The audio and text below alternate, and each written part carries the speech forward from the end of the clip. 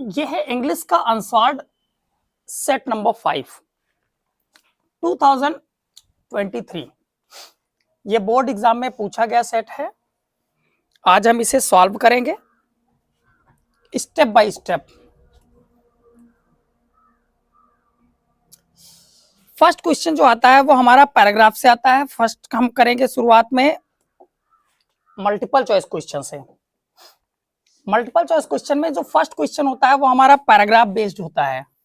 तो सबसे पहले हम पैराग्राफ को पढ़ेंगे और अंडरस्टैंड करेंगे इसकी मीनिंग को बहुत अच्छे से। Discipline must be enforced early in life. Discipline at home makes for the future greatness of a child. इतना पढ़ने के बाद हम क्वेश्चन भी देखेंगे साथ में। फर्स्ट क्वेश्चन हमारा कहता है discipline is important for a child because.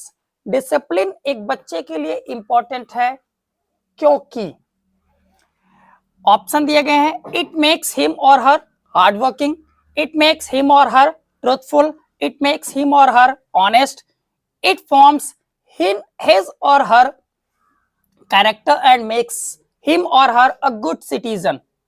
अब यहां पर दिया गया है discipline at home makes for a future greatness of a child. Future greatness of a child. It forms his or her character and makes him or her at fit citizen. तो option number इस line के basis पर option number जो D है ये correct हो जाएगा। Next answer देखते हैं। नेक्स्ट क्वेश्चन भी देखेंगे। A disciplined child will grow up to be a, आगे फिर से पढ़ेंगे। A child who is allowed to have his or her own way becomes wayward. The child who is allowed all sorts of exercise like running about in the sun, exposing himself herself to cold, eating wholesome things will fall ill frequently as a result. A child whose habits have been disciplined and who has been taught to rise early, attained to his or her lessons properly, take physical exercise at a proper time and avoid things that are injurious will grow up to be a useful member of the society. Question कहता है a disciplined child will grow up to be a, एक disciplined child बड़ा होकर क्या बनता है? problematic person, senseless person, useful member of the society, poor fellow। यहां पर दिया गया है will grow up to be a useful member of the society। Option number C इसका करेक्ट आंसर हो जाएगा। नेक्स्ट क्वेश्चन देखते हैं। which word is opposite word frequently। frequently का अपोजिट वर्ड क्या होता है? फर्स्ट हमें पता होना चाहिए कि frequently का मीनिंग क्या होता है। frequently का मीनिंग होता है निरंतर, निरंतर या फिर तत्कालिक।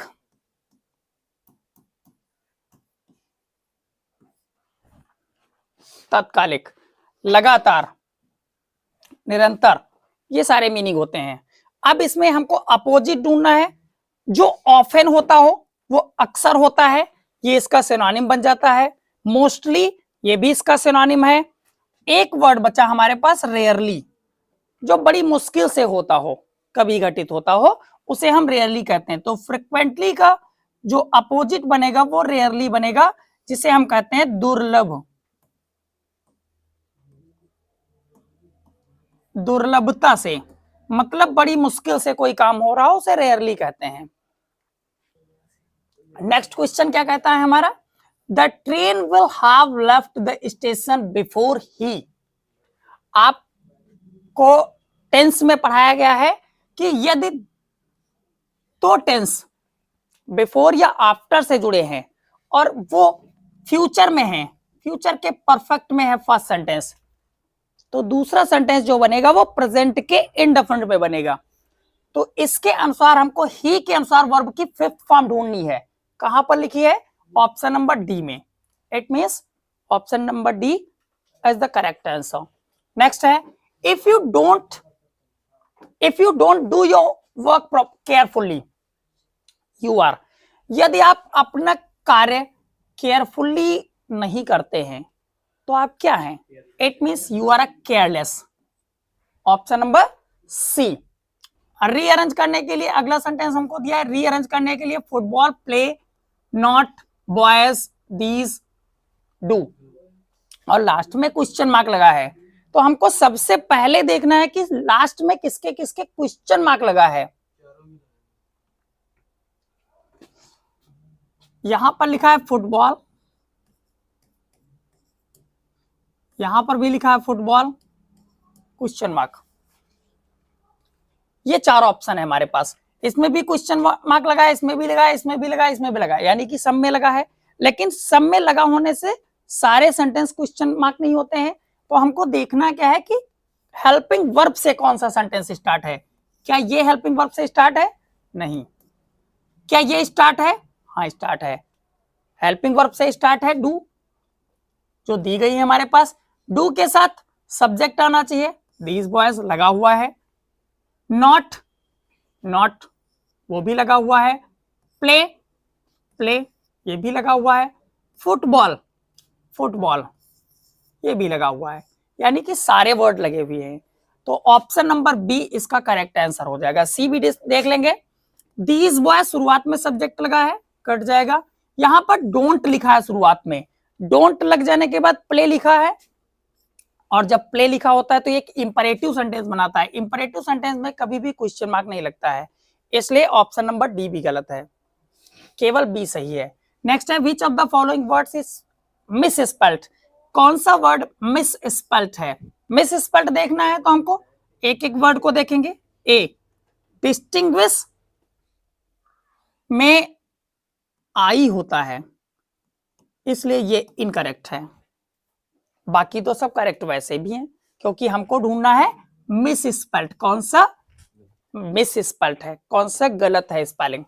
तो फर्स्ट गलत है, यानी कि ऑप्शन नंबर ए इसका करेक्ट हो जाएगा। नेक्स्ट देखेंगे, Meera looks her parents very well. Meera looks her parents very well. देखो मीरा के लिए बोला गया है, वो अपने पेरेंट्स की देख रेख करती है, और जब देख रेख कोई करता है तो लुक्स के साथ आफ्टर प्रीपोजिशन का प्रयोग करते हैं, तो बन जाता है लुक्स आफ्टर, मींस किसी के केयर करना। तो option number D will be the right answer. Next, prose से पैसेज को सबसे पहले पढ़ लेंगे, ना पढ़े तब भी हमको प्रोज तो हम पहले से पढ़ चुके हैं, तो हमें पता भी है कि कौन सा आंसर होगा। The author's father did not marry until he was. Author की जो फादर थे, ऑथर के जो फादर थे, उन्होंने मैरी नहीं किया था टिल ही वॉज, जब तक वो नहीं हुए थे। कितने साल के नहीं हुए थे? 36। तो option number 36 option number D. Next, authors father immigrated to Holland in. Immigrated to Holland in, कब हॉलैंड को इमिग्रेट हो गए थे? In 1933. It means option number C. Next question देखेंगे, Lencho wrote to God if you don't help me my family and I will go hungry this year. ये line direct दी गई है चैप्टर की। Lencho wrote to God if you don't help me my family and I will go hungry this year. तो option number D इसका correct answer हो जाएगा। Next, the took place in the lovely sandstone amphitheatre formed union buildings in Pretoria. आपको पता है जब chapter पढ़ाया गया होगा तो आपने सीखा होगा, क्या सीखा होगा? The ceremonies took place in the lovely sandstone amphitheater formed in Pretoria। तो ये है ऑप्शन नंबर सी इसका करेक्ट आंसर। नेक्स्ट की बात करें, the girl Valliammai was called Valli. Valliammai को शॉर्ट में वल्ली कहा जाता था। तो option number B will be the right answer. Next question देखेंगे। नेक्स्ट क्वेश्चन क्या कहता है, the way a crew suck down. यहां पर एक 4 लाइन की पोएम दी गई है, इससे 3 क्वेश्चन पूछे गए हैं या 2 क्वेश्चन पूछे गए हैं, 2 क्वेश्चन पूछे गए हैं। 4 लाइन की जो पोएम दी गई है उससे 2 क्वेश्चन पूछे गए हैं। What is a dust of snow? What is a dust of snow? Particles of clay, मिट्टी के पार्टिकल्स थे? जी नहीं। पार्टिकल्स ऑफ सैंड, बालू के पार्टिकल्स थे? नहीं। Particles of plants? जी नहीं। Particles of snow? जी। Option number D. Name the poet of the above line. जो पोएट है वो कौन है? Robert Frost. Next, Tricky would tackle a meal at any hour because his only fault was, उसकी इकलौती गलती क्या थी? उसका अपना लालच, लालच for food, greed for food. तो option number D will be the right answer. Next question को देखते हैं। In 2 weeks, Tricky had been transferred into a lively hard muscles. Tricky 2 सप्ताह में बहुत ही हार्ड मसल्स बन गया था। क्या वो ह्यूमन बींग्स बन गया था? जी नहीं। क्या वो बर्ड बन गया था? जी नहीं। वो था तो एक एनिमल ही, इंसेक्ट तो बन नहीं जाएगा। ट्रिकी वॉज अ डॉग और डॉग एनिमल था। नेक्स्ट है, ma'am Lizol suffered from. Ma'am Lizol जो थी वो किस चीज से सफर करती थी? The poverty of her apartment. It is correct. A shabby walls, it is also correct. The worn chair, it is also correct. 3 options are correct. It means option number D will be the right answer. Next, all A and B and C are correct. Bholi's father Ramlal had, Ramlal के पास थे, क्या थे? 3 बेटे थे और 4 बेटियां थी। 3 बेटे और 4 बेटियां किसमें हैं? 3 sons and 4 daughters। Option number A, बाकी को छोड़ दो। But I will not have such a mean, greedy and contemptible coward as my husband. Chapter की लाइन है Bholi. What does this statement suggest? ये जो स्टेटमेंट है वो हमको क्या सजेस्ट करता है? भोली एक कावर्ड थी, गलत। Bholi was bold, it may be, it may be. Next, Bholi was illiterate, अनपढ़ थी? जी नहीं, अनपढ़ नहीं थी, पढ़ी लिखी थी। भोली वॉज अगली, भोली कुरूप थी? कुरूप तो थी, लेकिन इस ऑप्शन को हम फिर भी नहीं टिक करेंगे क्योंकि ऊपर दिया गया but I will not have such a mean, greedy and contemptible coward as my husband. यानी कि ये वाला जो सेंटेंस है ये शो करता है उसकी बोल्डनेस को, और जब बोल्डनेस को शो करता है तो option number B will be the right answer. Done. Last question के साथ ही हमारा 20 नंबर का जो पार्ट होता है वो फिनिश हो गया। अब हमारा आता है रिटन पार्ट, पार्ट बी। यहां से हमको कॉपी में नोट करना है। कॉपी में नोट करने के लिए आपको कुछ चीजों का ध्यान रखना है। Copy must be written in a very attractive manner, बहुत ही अट्रैक्टिव मैनर में लिखना है आपको कॉपी में। तो हम लिखेंगे सबसे पहले कॉपी में पार्ट बी।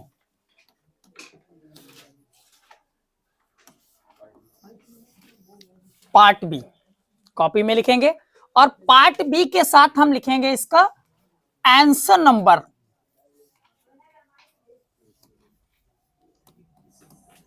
आंसर नंबर 21 का ए। इतना लिखने के बाद डायरेक्ट हम आंसर लिखेंगे, क्वेश्चन नहीं नोट करेंगे, डायरेक्ट आंसर नोट करेंगे और आंसर हम ढूंढेंगे पैसेज में। तो सबसे पहले फर्स्ट क्वेश्चन पढ़ लेंगे। Why was Rahim jealous of Hussain. Rahim क्यों ईर्ष्या करता था हुसैन से? पैसेज को पढ़ेंगे। Rahim and Hussain were neighbours, दोनों नेबर्स थे। Hussain was an honest man, Hussain बहुत ही ऑनेस्ट था। He was liked by all people in the village, वो सभी के द्वारा पसंद किया जाता था गांव में। दिस मेड रहीम जेलस, और इसी कारणवश रहीम उससे जेलस करता था। बस हमारा आंसर मिल गया। तो आंसर में क्या लिखेंगे? रहीम was zealous of Hussein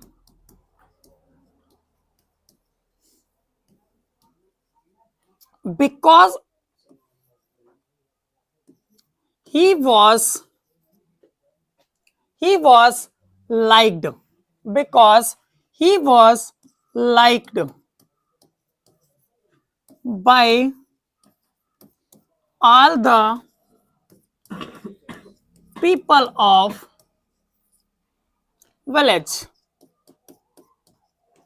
गांव के सभी लोगों के द्वारा उसे पसंद किया जाता था। इसी बात के कारण रहीम हुसैन से जेलस करता था। ये हो गया हमारा क्वेश्चन नंबर फर्स्ट। सेकंड पढ़ेंगे। What did Rahim complain to the जज? रहीम ने जज से क्या कंप्लेन किया? आगे पढ़ेंगे। He wanted to get Hussain into trouble, वो हुसैन को ट्रबल में डालना चाहता था। वन डे, एक दिन, रहीम वेंट टू द जज एंड कंप्लेन, एक दिन वो रहीम जज के पास गया और कंप्लेन करता है, Hussain has stolen a silver bowl from my house. ये कंप्लेन करता है। क्या कंप्लेन करता है? Hussain has stolen a silver bowl from my house, ये कंप्लेन करता है। जज से यही कंप्लेन करता है। तो आंसर लिखेंगे रहीम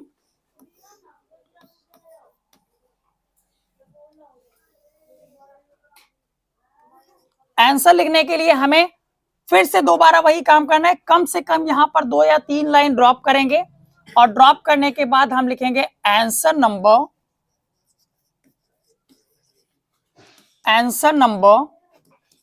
21 का बी, और इसके आगे आंसर लिखेंगे। क्या लिखेंगे? रहीम डिड लगा है, कंप्लेंट लगा देंगे। रहीम कंप्लेंड टू द जज, comma inverted comma, complaint to the जज, कॉमा इन्वर्टेड कॉमा, जैसा लिखा है बस वैसा ही लिख दीजिए। Hussain has stolen a silver bowl from my house.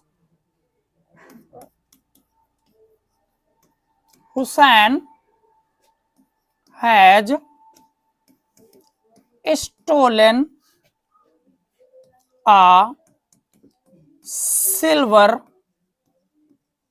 bowl from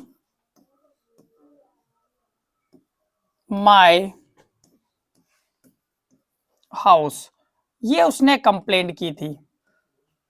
बस इसी के साथ ये हमारा क्वेश्चन कंप्लीट हो गया। नेक्स्ट क्वेश्चन देखेंगे।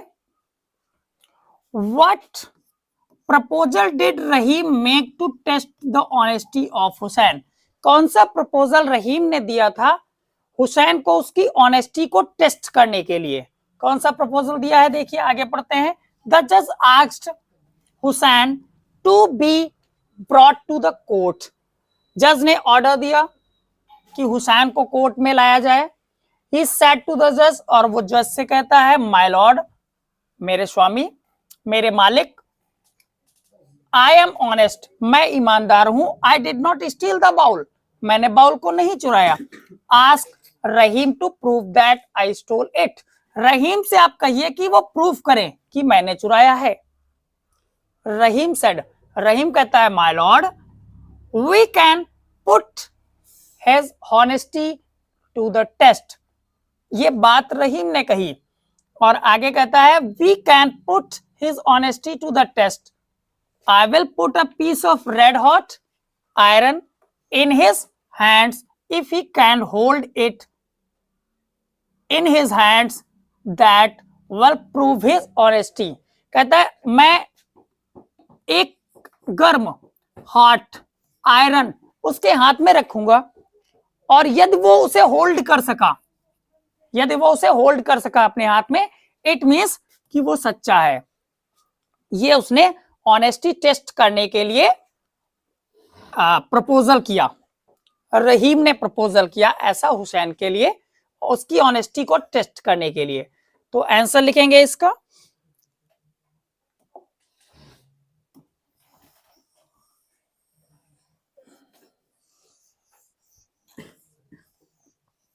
आंसर लिखने के लिए हमको करना सेम वर्क है। Answer number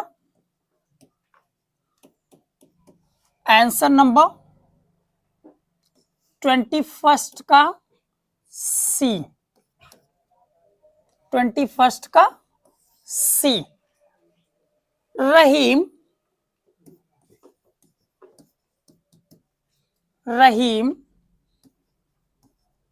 made a proposal to test the honesty of Hussain, comma inverted comma, comma inverted comma लिख दीजिए। और ये उसकी ऑनेस्टी प्रूफ करने के लिए उसने प्रपोजल दिया है। I will put a piece of red hot iron, लिख देंगे I will put a piece of red hot iron in his hands if he can hold it in his hands, comma, that will prove his honesty, full stop, comma closed। Answer number C done हो गया। Next है answer number D. Answer number 21 का T. आपको करना वही है, यहां पर लाइन ड्रॉप करनी है, कम से कम 2 या 3। नेक्स्ट आंसर क्या कहता है, which word in the passage means truthfulness. Truthfulness, ऐसा कौन सा वर्ड पैसेज में यूज किया गया जिसका मीनिंग ट्रुथफुलनेस है। लास्ट आंसर बहुत ही छोटा लिखेंगे, 1 नंबर का होता है, केवल मीनिंग पूछा है तो वर्ड लिखेंगे ट्रुथफुलनेस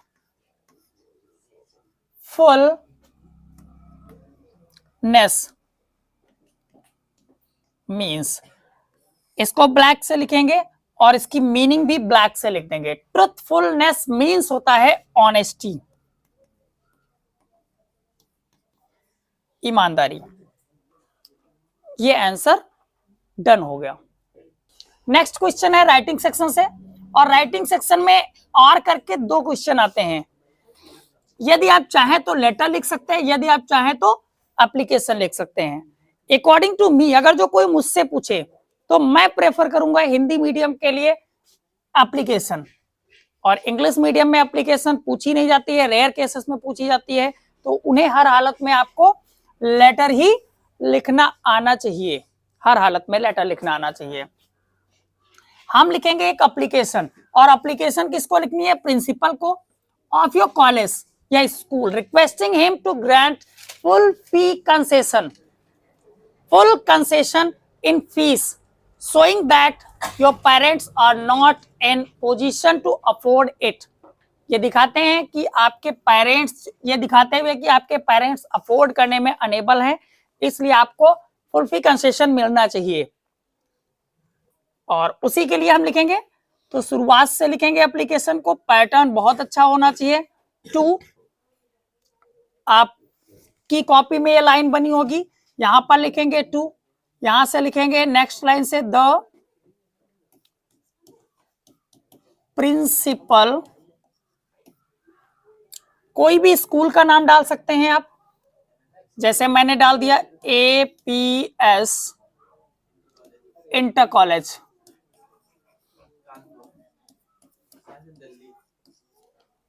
एक लोकेशन भी डाल देते हैं, कानपुर। नेक्स्ट लाइन में अगर तो आप चाहें तो सब्जेक्ट पुट कर सकते हैं, जैसे मैंने सब्जेक्ट डाल दिया, और सब्जेक्ट डालने के लिए आपको अगली लाइन का यूज करना है, सब्जेक्ट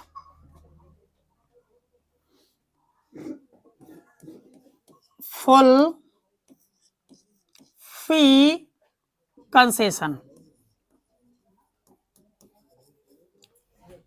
ये हमारा सब्जेक्ट हो गया।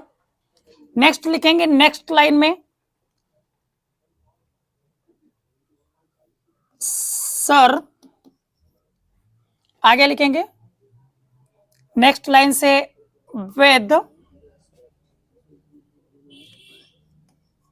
Due respect I beg to say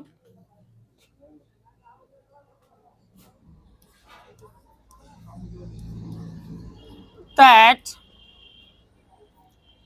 अब जो आपको लिखना है, जो रीजन देना है, वो आप रीजन यहां पर लिख देंगे, जैसे इसमें लिखा है your parents are not in position to afford it.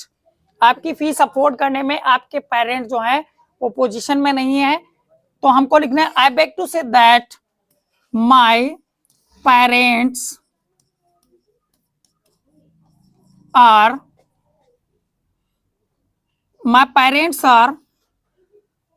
Poor farmer,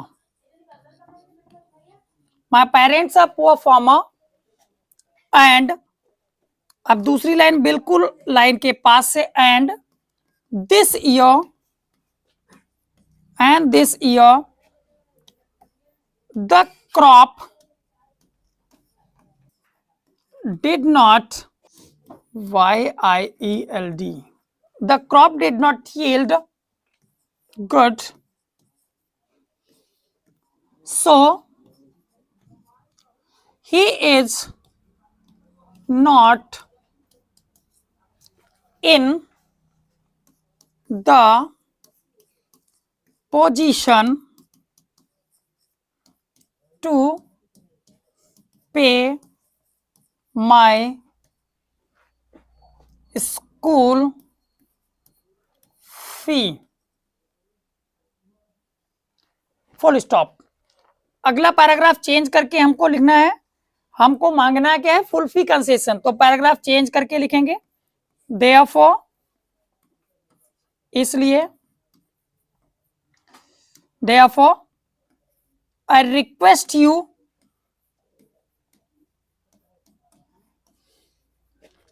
to grant me full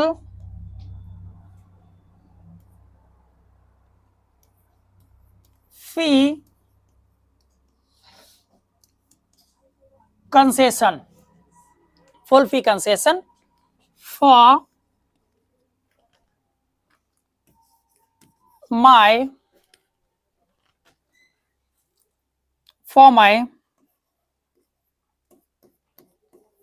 better future,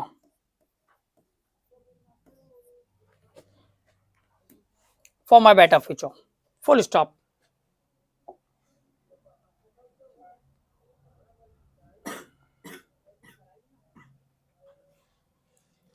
after that एक लाइन अगर जो आप चाहें तो और लिख सकते हैं,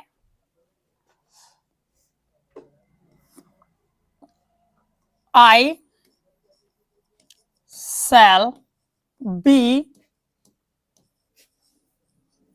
highly obliged to you for your kind act। ये लाइन लिखते हैं तो बहुत बढ़िया है। इसके बाद थैंकिंग यू लिख देंगे।